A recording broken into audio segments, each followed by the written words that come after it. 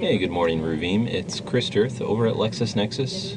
In lieu of doing a demonstration of Lexis Practice Advisor, that's a platform we discussed by phone yesterday, I wanted to give you a quick overview through this video here, how to access some of the materials. The page that you see now is Lexis Advanced. That's where traditional research would be taking place, but we're going to focus this on Lexis Practice Advisor, which your login should take you directly to.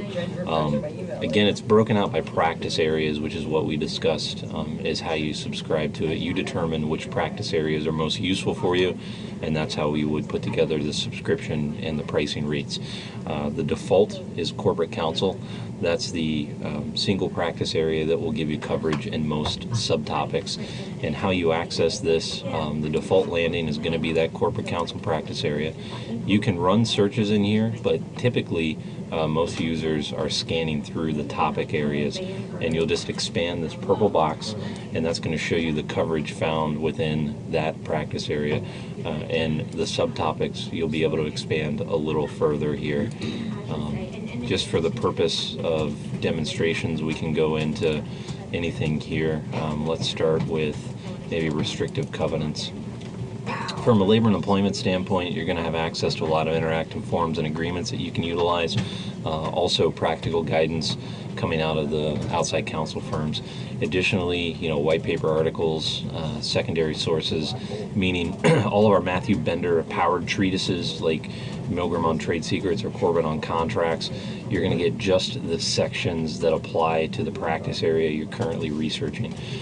From a functionality standpoint, let's go into one of these policies just so you can see the interactivity of it. This one is a sample policy regarding protection of confidential or proprietary information. What you can do with this is you can download it in Word or PDF form. If you choose to do that, what you would do is go to this delivery icon, choose your settings, and you can pick PDF or Word document. You can also just email this to a colleague or email it to someone that needs to execute it if you prefer that way. Again, this particular one is written by Littler Mendelsohn.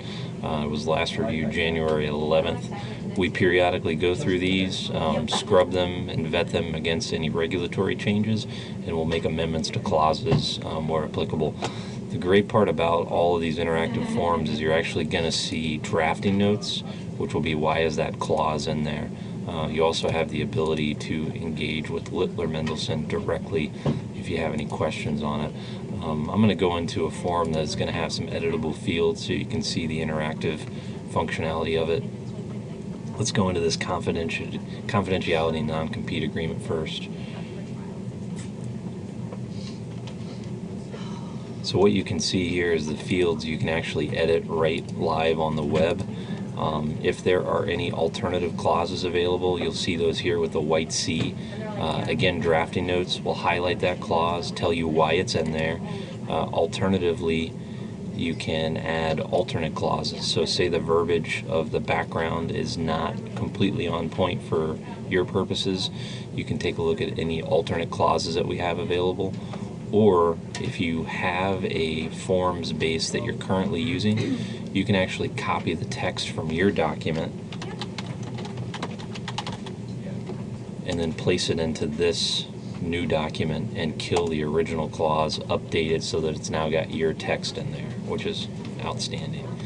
I'm going to go back into that main area and show you the secondary materials that are available. For this instance, you're getting info coming out of our employment law desk book, and what you'll see is you're going to get just those sections. This one happens to be 15.03 out of our employment law desk book. You get active footnotes here, and you get great practical guidance without subscribing to those Matthew Bender libraries.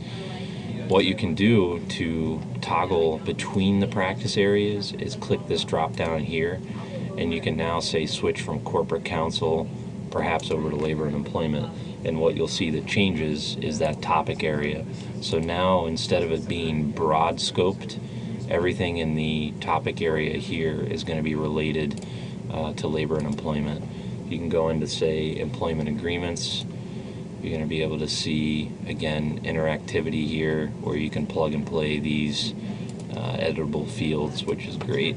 You can also run searches across the top bar, similar to Lexis Advance.